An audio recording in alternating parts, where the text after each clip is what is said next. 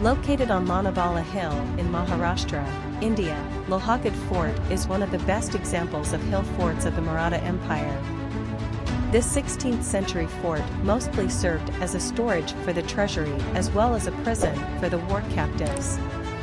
Apart from Marathas, the fort was also occupied by several other dynasties, namely Satavahanas, Chalukyas, Rashtrakutas, Yadavas, Bahamanis, Nizamshahis, and Mughals. The fort has numerous well-preserved attraction sites, including 4 large gates, a small temple dedicated to Lord Shiva, several water tanks as well as caves on the fort's south side.